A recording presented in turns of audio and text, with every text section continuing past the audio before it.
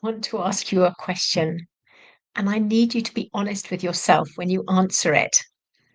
Are you really present? Not just physically in the room when you go into a meeting, not just your name on the calendar. I mean, are you truly fully here in this moment with the people who are counting on you in this day? Because here's what I've noticed: the leaders who change teams, who build trust, who inspire real loyalty, they don't stand out because of how fast they move. They stand out because of how differently they show up. They choose not to rush. They choose to be different. So, can I ask you, what is rushing really costing you? Because we live in a world that rewards speed, that glorifies hard work, packed diary, the back to back meetings, the leader who never seems to stop. But somewhere along the way, we've started confusing motion with progress. Ask yourself this: when you're dashing from one meeting to the next, where does your cognitive load actually go? Because your mind doesn't just switch off the last conversation the moment you close the door. You carry it, all of it. The unresolved tension, the question that hasn't been answered, the feeling that you haven't quite named yet. But then you walk straight into the next one, into the next room, the next meeting, the next person. But are you actually still in the last one? You see, research is clear on this. Without space, we lose our capacity for creative thinking, for strategic insight, for the kind of innovative leadership that doesn't come from a rushed mind, comes from a still one. The leaders who create the most impact aren't the ones doing the most. They're the ones allowing themselves to think. Are you listening to yourself, to your thoughts, to your feelings?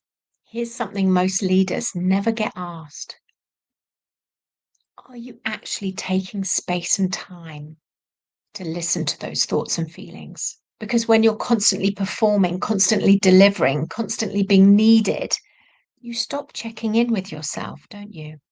And when that happens, something quietly breaks down. Not all at once, but gradually. You become what I'm going to call emotionally dehydrated, because emotionally dehydrated leaders are still physically present in the room. They're still turning up to work, but they've lost access to the deeper part of themselves, the part that makes leadership human, the part that reads the room, feels the energy, knows when someone needs more than a task list. That part doesn't survive on empty. So let me ask you directly: are you making yourself fully available to those around you? Or have you been running on empty for so long that you've started to mistake depletion for dedication? Put it this way: how you transition is how you lead. And that is the most underestimated leadership skill in communication. It isn't vision, it isn't even decision making. It's how you transition. Think about it.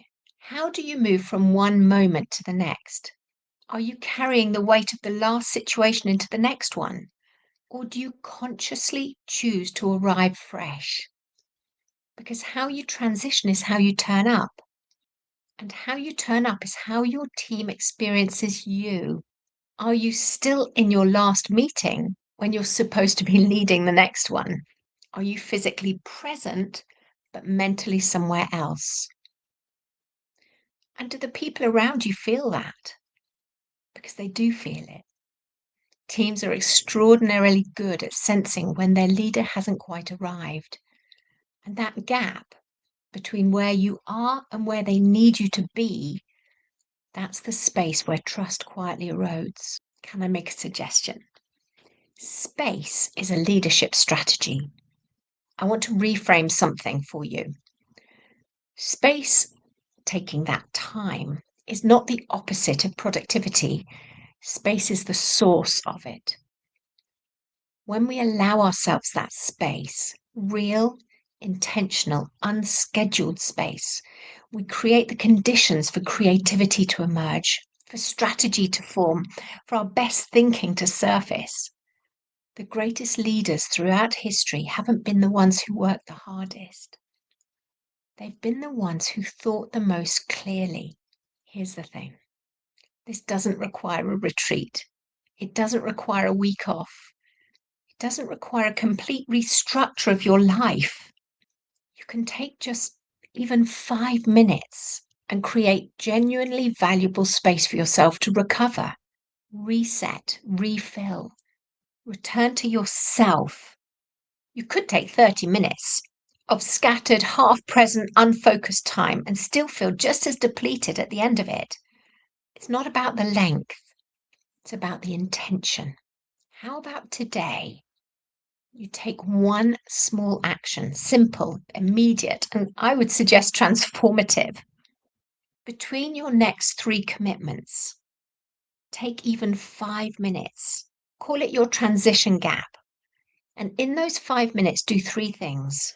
Slow down. Notice your breath. Don't do anything major. Just ask yourself, what am I still carrying from the last thing I've done? Name it. Consciously set it down or even write it down. And then choose one intention for how you want to show up next. Not what you need to do, but who you want to be. That's your reset. That's your edge. Most leaders will never do this because it looks too simple and too quiet, too easy. But the leaders who do it show up differently every single time. The world doesn't need more leaders who rush. It needs leaders who are genuinely, deeply, and powerfully present. Not because it's easy, but because it's different. That difference is what's going to change things for you and your team. So, are you really being present? Start today. Let that be your question. Change your practice. Let that be your leadership. Maybe share this with a leader who would benefit from hearing it.